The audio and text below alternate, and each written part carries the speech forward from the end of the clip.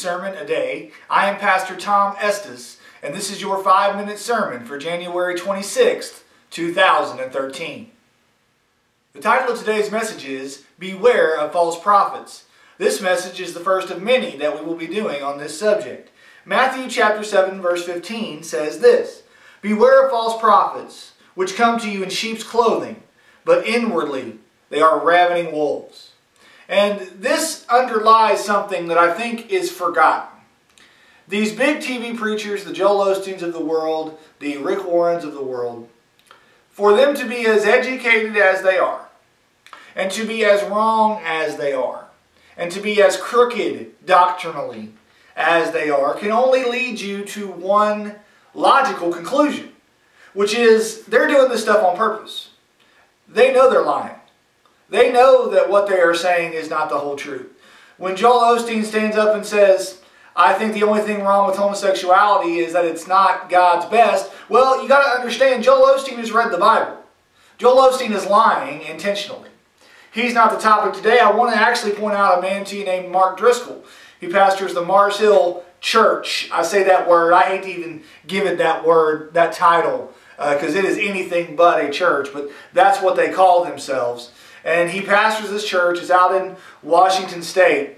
And it would be enlightening to many of you watching this to know that there are preachers around our country that believe like this man does. I'm going to share with you several quotes of his, as many as we can in the time that we have.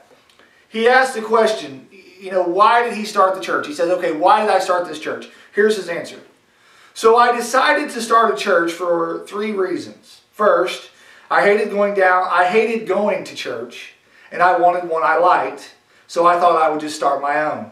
Second, God had spoken to me in one of those weird, charismatic moments and told me to start a church. Third, I am scared of God and try to do what He says. Imagine a supposed preacher of the Word of God, a preacher of the gospel who doesn't like church. You see, when he says he doesn't like church, let me translate for you what that means. That means he doesn't like godly music. That means he doesn't like sound Bible preaching.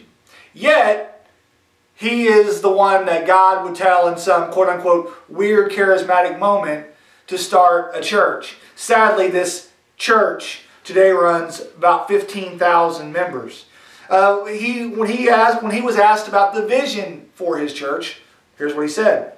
I envisioned a large church that hosted concerts for non-Christian bands and fans on a fat sound system, whatever he's talking about there, and a church that embraced the arts, that trained young men to be godly husbands and fathers, planted other churches, and led people to work with Jesus Christ as missionaries to our city.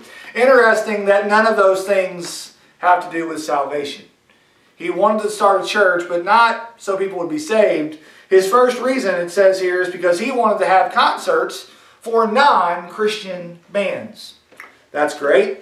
And then he makes a couple of points about his secular ministry, which is what he calls it. He said, in our first few years, the Paradox, a secular music ministry of Driscoll's church, hosted about 650 concerts for 65,000 kids. He says, we only had a few minor problems. Now listen to what he says is a minor problem. Like a Japanese punk band that got naked during their set for no apparent reason, and another band that set off fireworks during their show. Well, that sounds great, doesn't it? A punk band getting naked in church. He also says about stealing, he says, our church services started to stink a whole lot less, whatever that means.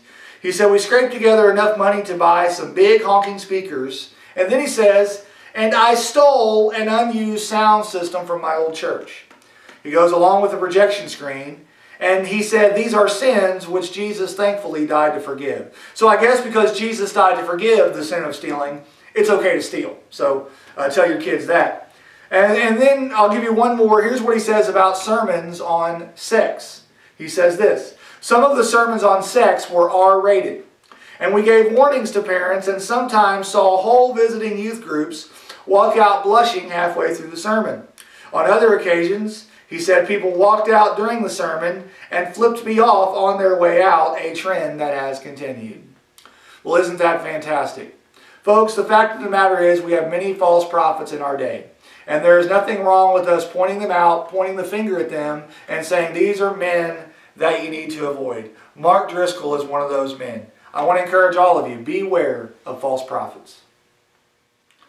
Okay, so that was your sermon for January 26, 2013. I just want to thank all of you that have been watching these sermons. And they don't get a ton of views. They get very few views, actually.